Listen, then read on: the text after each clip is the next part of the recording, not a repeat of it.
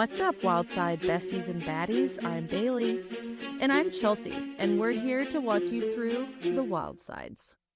From homicides to hosticides and everything in between. We're so glad you're here, so buckle up and enjoy the ride. All right, Wildsiders, it is Wednesday again. We are back at it. Most of y'all are back in school. I know we are going back to school this week. Today is going to be a little different. I am here, Chelsea, your usual host. But today we don't have Bailey because Bailey is spending her time in a hospital. Womp, womp. So, Zach, her husband, my husband Lucas, they are going to be my co-hosts today. So we'll see how this goes. Bailey is doing okay, right, Zach, for the most part? Yeah, she's doing very well. So she's in good hands. She's just we had talked about it a couple weeks ago. She's just been having this ongoing stomach issue, and they are thinking that there's some gallstones involved. All that to say, she is resting. She's doing well, not anything super bad, but obviously enough to get her in the hospital. So if you guys are the good thoughts, well wishes, praying type, please keep Bailey, your wild side hostess with the mostest, in your thoughts and prayers. And yeah, we're gonna see. Bailey was like, we have to release an episode. Don't let this crumble in your hands, Chelsea. And I was like, all right. English. Yeah. The show must go on. Tell my sister. The show must go on. Record one for me, Chelsea. So here we are. We got Zach, we got Lucas, we got Chelsea. Three amigos. Oh yeah.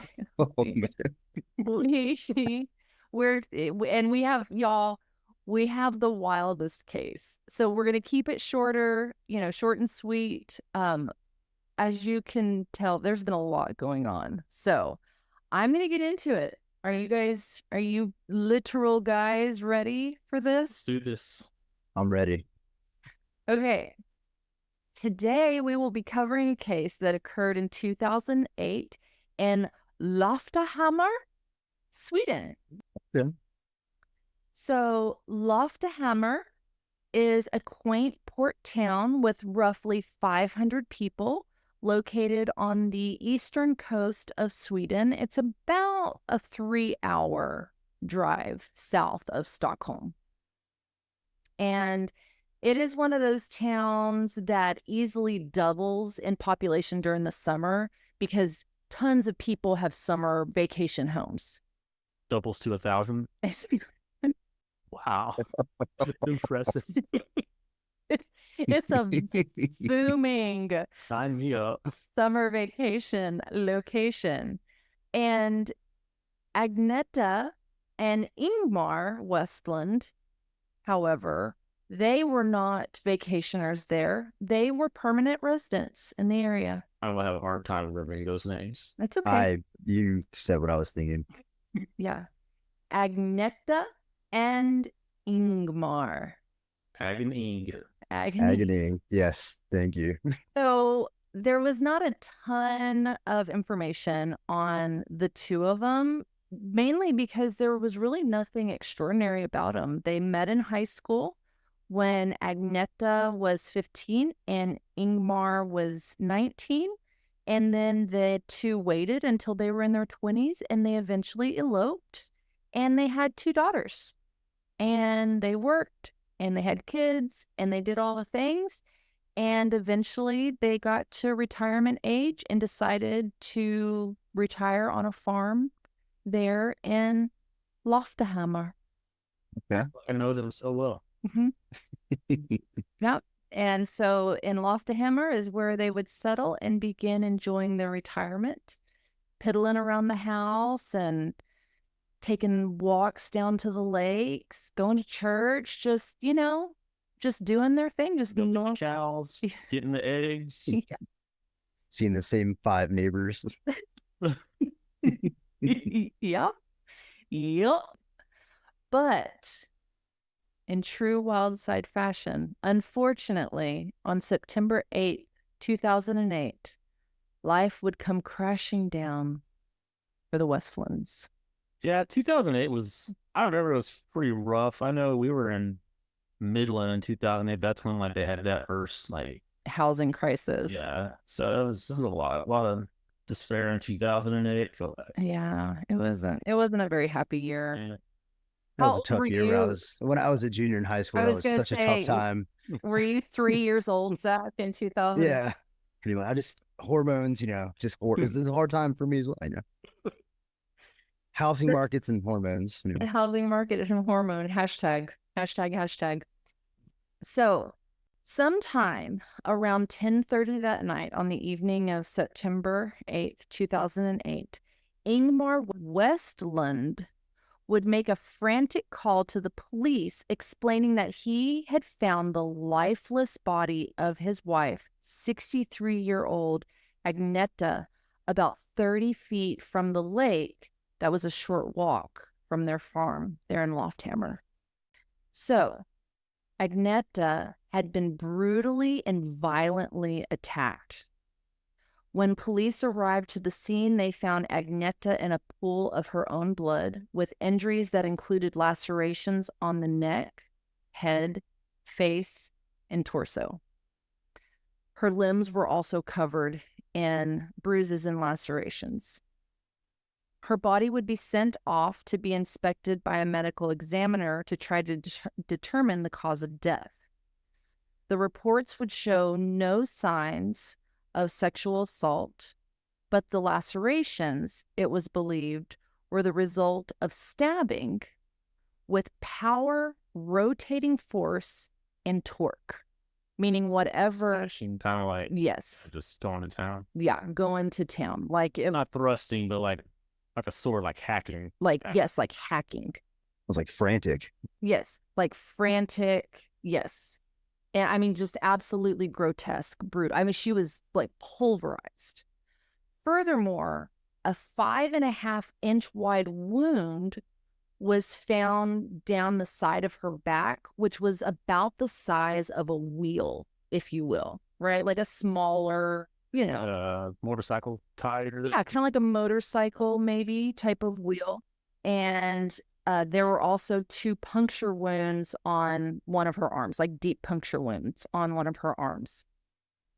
So because of the isolated location in which Agneta's body was found, along with the fact that Ingemar had reported the murder and was the last person to see her alive, the police naturally assumed that he was, public enemy number 1 in this thing. So Ingmar's response to the accusation were that of disbelief, frustration, and anger. I mean, he was just totally bewildered over the fact that anybody could assume that he could do something like this to his wife. He reportedly told the chief of operations there in Loftahammar, quote, "How the hell can you believe that I murdered a woman to whom I've been married to for 42 years and with whom I have 2 children?" And did he respond, "That's what they all say"? That's exactly why. I mean, it's like, what is this glass half empty or half full? Is that 42 years of really great marriage? So Ingemar would go on to explain what happened the night of September 8th over and over and over for the next 10 days while he was held in prison during the investigation. Probably waiting for his story to change so they can catch him in a lie, to poke holes in his alibi, all that stuff. Right. But his story was always the same. He always said that Agneta walked away from the house towards the lake with their dog, Yocke, and on his leash, the same way she always did. She always took the same route. Was it did they just have the one dog, or was it Hawk 1 and Hawk 2? No, it's Yocke. Like Jock. Like, or maybe it is Jock. Maybe you pronounce the Y as It's standing for Jock. Yocke. Yocke. Yeah. Okay. Yeah. I bet he was super cute. We'll go that way. Agneta, she was wearing her coat. She had her cigarettes on her, and she also had her cell phone in her pocket. Same thing she always does. Ingemar claimed he was cutting the grass with his riding lawnmower. Oh. And when he finished cutting the grass, he waited for Agneta to return home so that they could watch TV, because they were going to watch a sporting event that night. After about an hour and a half, it began to get dark outside, and he obviously began to get worried, and he tried calling her cell phone, to which she did not answer. He then called the neighbors around, people that they knew in the neighborhood. He was thinking that maybe she, went over to say hi, or someone called her and again went over to chat, neighborly stuff. I would do that. I would go over to someone's house and chat it up way into the night. Maybe she wasn't chatty. I don't know. Maybe she was. But after a few phone calls and everybody saying, nope, we haven't heard from her, this is around 9 o'clock or so, he decides to start walking and calling out for her. So he goes down that same path that they usually would take, that takes them down to the lake. It's a wooded area back behind their little farm. And he's calling for her and their dog, Yocke. Then around 10 p.m., that's when he found her lying on the ground in a profuse amount of blood. And their dog, do you think it's Yocke or Jacques? What do we think it is with a Y? We'll stick with Yocke. We like Yocke. It's spelled Yocke. I thought it was Yocke, but I tried to look it up, and we're going to say Yocke. I'm going to say Yocke. They found her lying in a pool of blood, and Yocke was nowhere to be found. The dog wasn't with her. He immediately ran over. He checked for a pulse, realized that there was no pulse, and he decided to go ahead and go back to the house because he didn't think he would be able to lift her and carry her, obviously, back to the house. And that's when he called the police, and they came out, discovered the body as well. He showed them where the body was. And again, same story every single time. The police, however, they had another theory. They believed that because of the wounds found on her body, that they theorized. Before you give me the police theory, I have a theory. Oh, okay. What's your theory? So I think, and this is based off my experience with my father and stuff, so I feel like Ingemar was mowing the grass. Okay. Just, doing his thing. Listening to John Deere Green.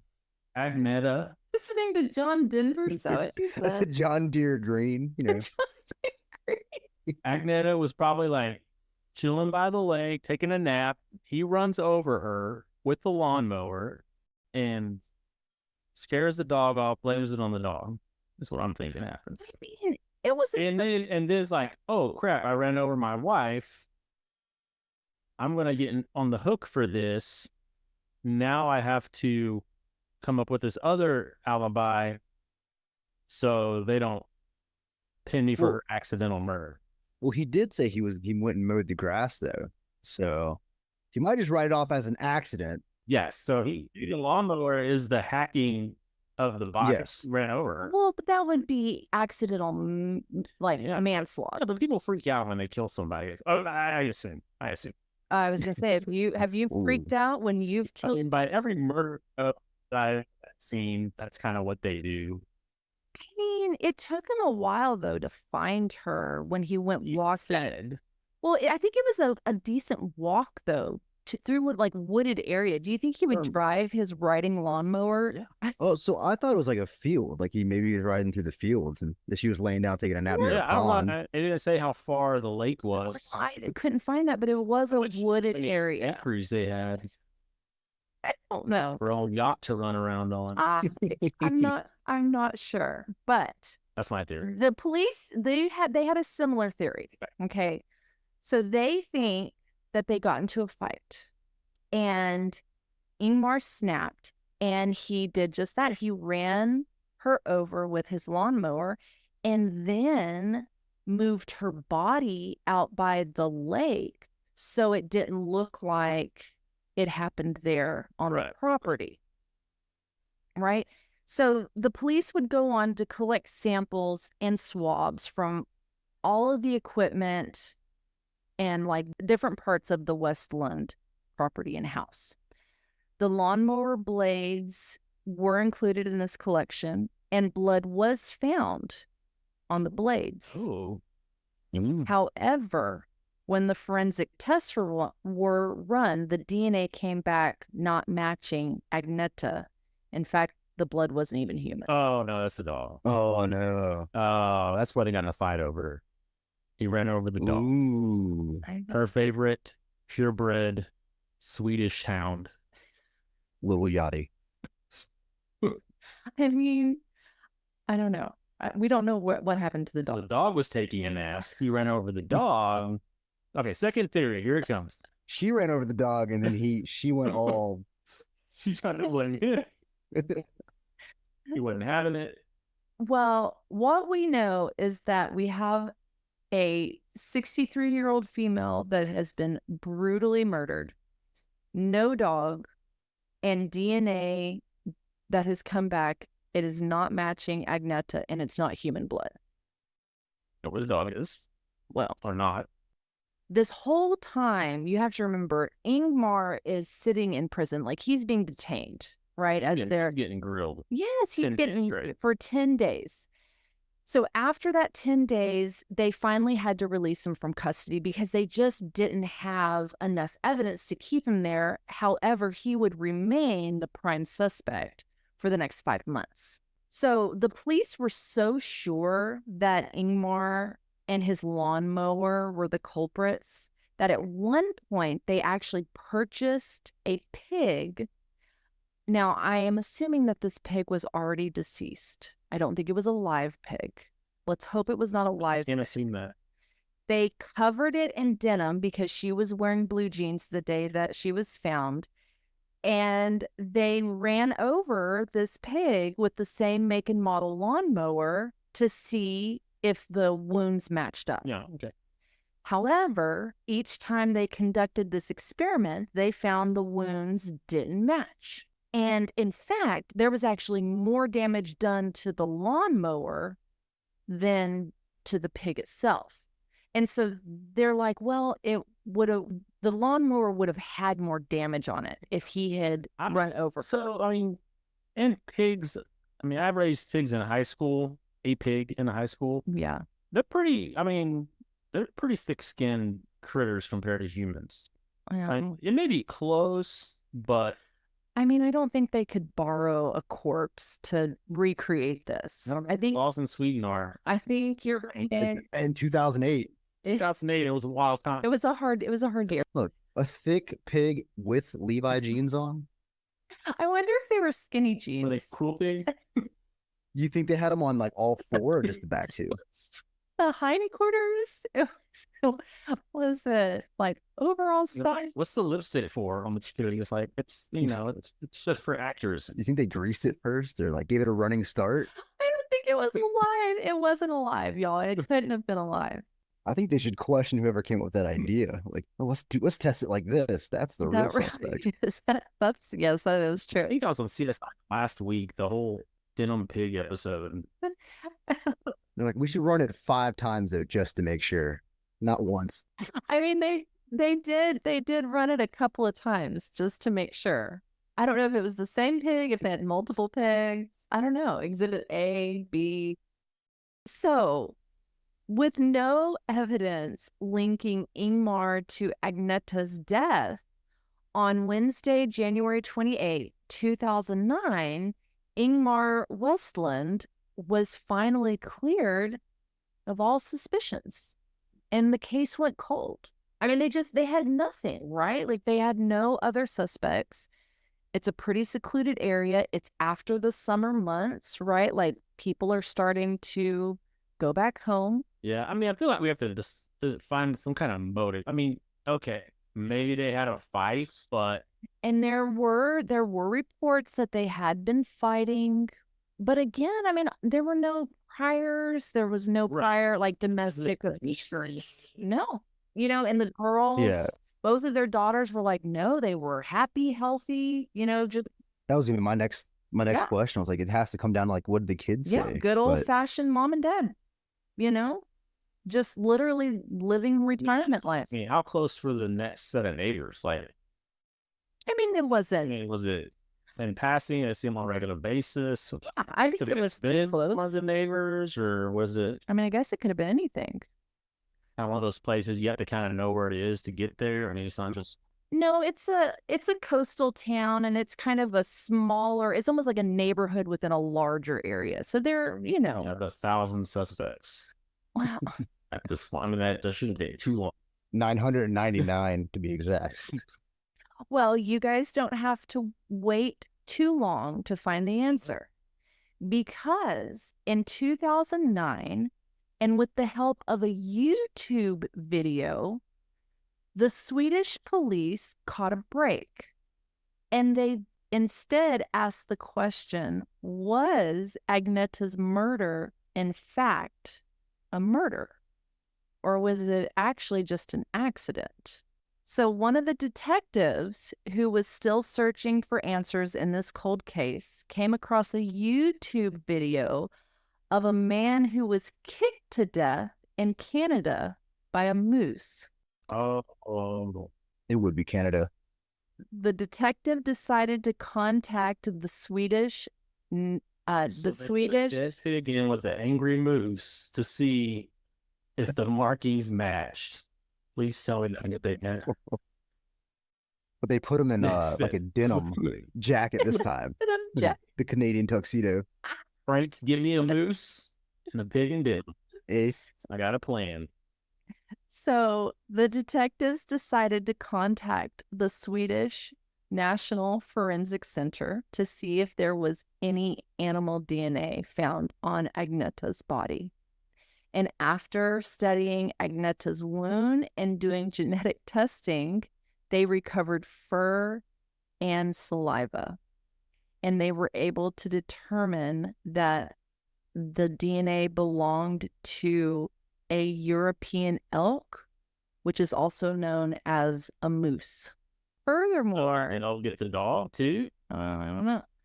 Furthermore, due to the time of year, it's plausible to think that this elk had ingested fermented apples, I'll leave the drunk.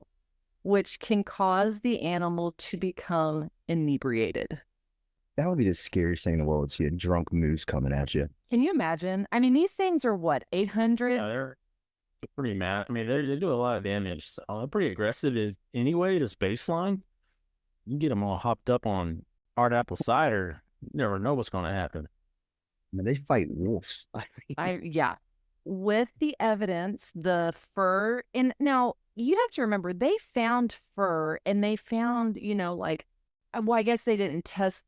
Well, I guess they did if they had the results, but I was going to say they found fur and saliva on her, but they just assumed it was dog fur and dog saliva. Like they didn't think to test it. Should have tested. Mm-hmm.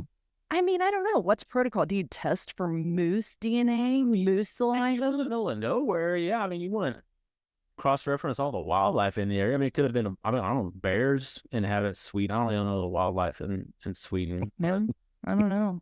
I mean, you would think they would cross-reference whatever critters live around there could do that kind of damage to somebody. Yeah.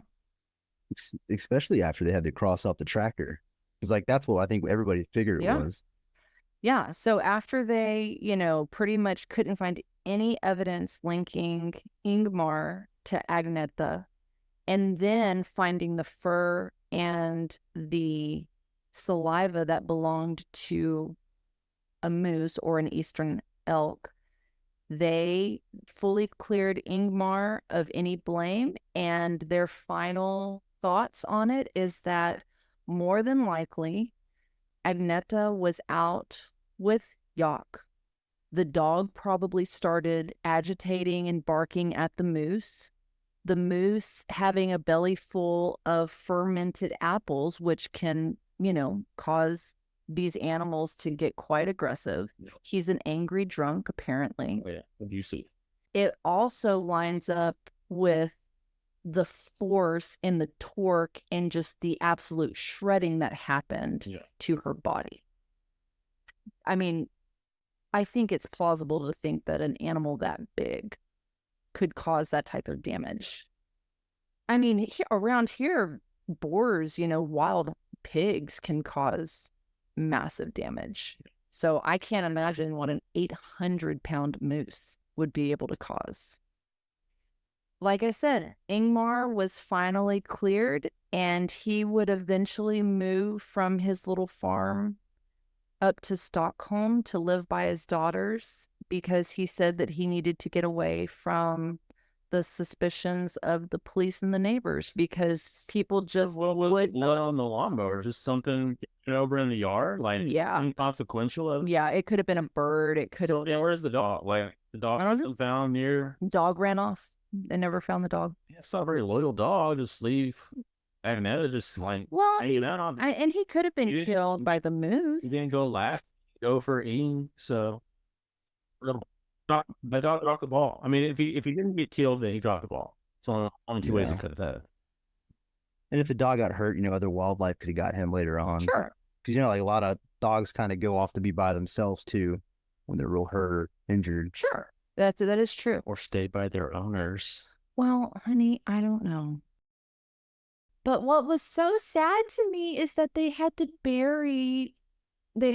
have a funeral for Agneta, and he hadn't been cleared of her murder yet. And so everybody in the town, was like, oh, sure. Oh, ooh, And again, even to this day, whispers. Yeah. Even to this day, some people still don't believe that it was a drunken moose that killed Agneta. I can see that. Yeah. There's some skeptics out there. Yeah. It was bad. Poor Ingemar. I mean, he found her too, like that, and then instantly finds her, reports it, and then he has to go spend, 10 months? Or how long? He had to spend 10 days. 10 weeks? 10 days, sorry. 10 days, sorry. But 5 months is on the list. Yes, but 5 months, he was not clear. He was still under investigation. Yes, he never really got to mourn or anything. That's pretty horrible. I know. It was really awful. But yeah, that is the wild and crazy, twisty, turny case of Agneta Westlund. Another life ruined by fermented apples. By fermented apples. You guys need to drink responsibly. Surprised he didn't become like an avid moose hunter. Yeah, I would have hunted that and was getting my revenge. Oh, it'd have been like Happy Gilmore. Oh, yeah. I was going to say that. You got your wife? Well, I got his head. Got the Chunky's gator. Yeah. Were you guys expecting that one? No. I tried to present it so that you really. I was gonna say like a bear or something. I wouldn't have pulled a moose out of that. Yeah, I figured that Zach would be like, oh, it was a lawnmower. Like, I had a feeling that Zach would be like, it was a tractor. But I had a feeling that you would have been like, oh, it sounds like she got out there during some elk mating season, because peak mating season. Well, like I said, I don't know Sweden that well. Well, I mean, Texas, yeah, I was like, it was a whitetail guy. Fermented corn from that feeder, man, he went crazy. So yeah. All right, good episode. Yeah, that was a good one. Oh, you set it up. You got me full in the beginning. Yeah, we were pretty set on that tractor. Well, and I have to say, it's been such a hard week that I really wanted, even though yes, it was quite unfortunate, I just wanted it to be a little bit more like, and it wasn't him who actually killed her. And you wanted somewhat happy ending. Yeah, and like get all of her life insurance and, because he was sleeping with her best friend. I just really didn't want that this week. I was waiting for that arc. I was waiting for it the whole time, and it just never happened. No, it was a drunken moose. Well, like I said, Just never know. you never know. But seriously though, they do talk about like if you are in an area where there's a lot of wildlife like buffalo or moose or anything like that, they're like, I think that's why they tell you like don't mess with these guys. Like don't come up and try to take pictures of them. Don't, they're wild animals. Yeah. Well, I mean, she probably knew that. It was probably the dog that got everything all stirred up. The dog was an accomplice in her demise, it sounds like. I have a feeling that you're going to throw this back into my face for years to come. Like, and this is why we don't need all these dogs, Chelsea. That's a good point. He was setting it up the whole time. I didn't have to. You brought that up. That was you. Let the record show. You brought this. I was going to let it slide. You brought it upon yourself. All right, guys. Well, as always, thanks for hanging out with us on this wild and crazy ride. And we will catch you on the wild side. Bye, guys. Later, Gators.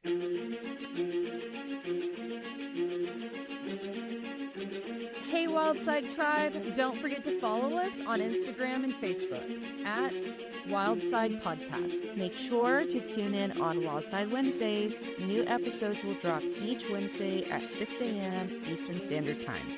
We would love to hear from you, so if you have a wild case recommendation, email us at wildsidepodcast@gmail.com. That's Wildside with a C. Or share your thoughts in the comments below. As always, if you haven't heard it today, you're loved, you're worthy, and you're valuable. And we'll catch you on The flip side.